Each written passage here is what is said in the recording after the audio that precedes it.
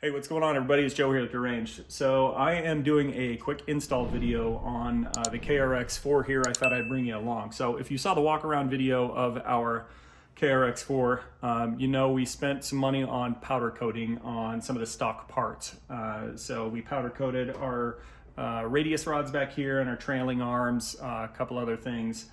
We also put some new wheels on down here, these weld beadlock wheels as well. So we want to protect those, and in order to protect those, we need to keep the rocks from coming from the front tires on the roost into the trailing arms, into the radius rods, and then into the wheels and getting caught up in the wheels. So to do that, we need to install some something to deflect the rocks. So Super ATV has a product that we recommend, and I'll link it in the description. But we also have a set of what's called rock knockers, and they are a great high quality American made product as well. We had those a while back, so that's why I'm going to get them installed here.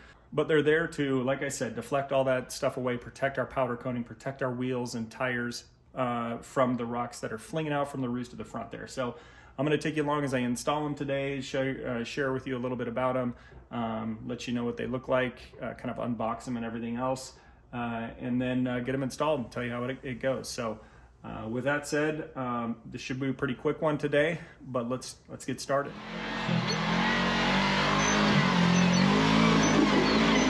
All right, so if you're looking for mud flaps that aren't for the KRX or the KRX 4, then there are plenty of options. We'll link a couple down below. So if you're looking for something for your Razor or your X3 to kind of handle the same thing, then we have those. We'll link them down below. What I'm installing, because Super ATV does not sell them, is I'm installing the rock knocker version. So they're really one of the only ones out there on the market right now for them. We just feel like it's important protection to have, so we're going to get them installed. So we'll start by opening up the box and showing you what it comes with. All right, here's our box from Rock Knocker. I'll give you a little peek inside there to show you what comes with it. So you're gonna have one of these for each side, and this sucker right here just clamps around your trailing arm, kind of in a specific spot. And then this big old flap here, shields the rocks and keeps them from whacking your trailing arms and your radius rods and wheels and whatnot. So that's what they look like. They come with one of those for each side. So there's the left one, and then they also have the hardware in there as well. And just so you know, I did get this from Garrett. He had already kind of opened it up, so this isn't necessarily exactly how it'll come in the box. Also comes with instructions like this. They're pretty basic, no pictures. To be straight, they could probably do a better job with instructions. I don't know, maybe a picture or two. Anyway, that's what comes in the box. So let's go ahead and get them installed. Okay, we're gonna start with the number 3 Phillips. Need to remove this clamp here, so there's space to put these suckers in. So these have already been removed once. These can be pretty tight, so you may need impact or something else. Just be careful not to strip the screw. These have already been removed though, since we had our stuff powder coated, so they're not as tight as you may find it. So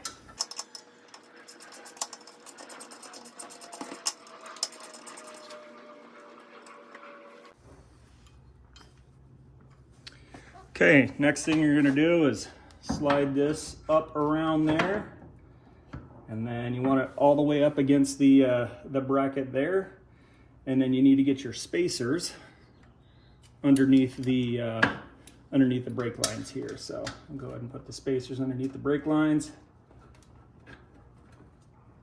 Run my bolt through there just to hold it for a second. We got some washers and whatnot that are going to go on there as well. And then do the same here in the front. So I get my spacer under here. This one I'll go ahead and put the washer on first. Slide it through. The washer on the back. Lock nut on it. Okay, let's pull this bolt back out real quick. Put our washer on. Slide it on through.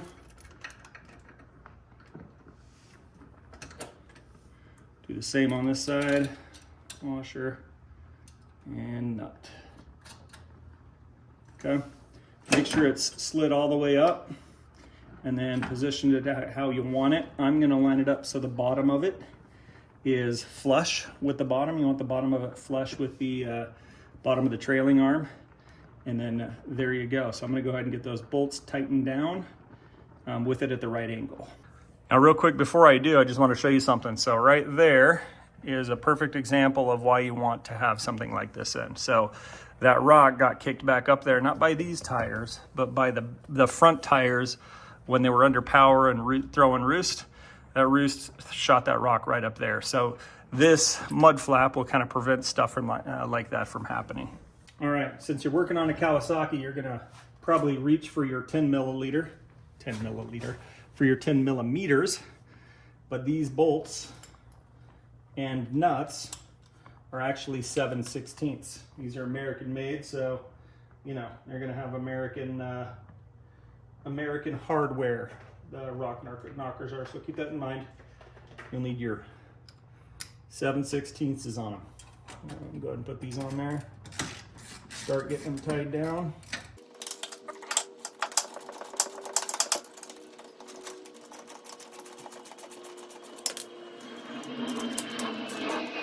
Okay, get them close.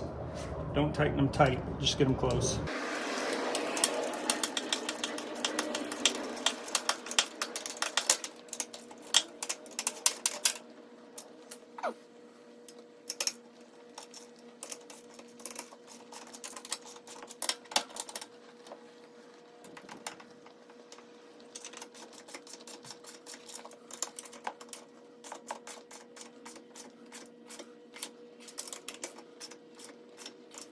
All right, I went ahead and tightened them down nice and tight, just because I don't want to move it around or sliding back or anything else. That, and I guarantee these will be bent about like that when I'm sliding across the trailing arms and stuff like that as we're rock crawling and whatnot, especially with the length this thing is. So these trailing arms should probably have skid plates on them. We'll get there. All right, now I didn't really say to do this in the instructions, but let me see if I can hook this back up. It looks like I can. I can reconnect this hose clamp here, or hose clip anyway. Hose retaining clamp, I don't know, whatever you want to call it.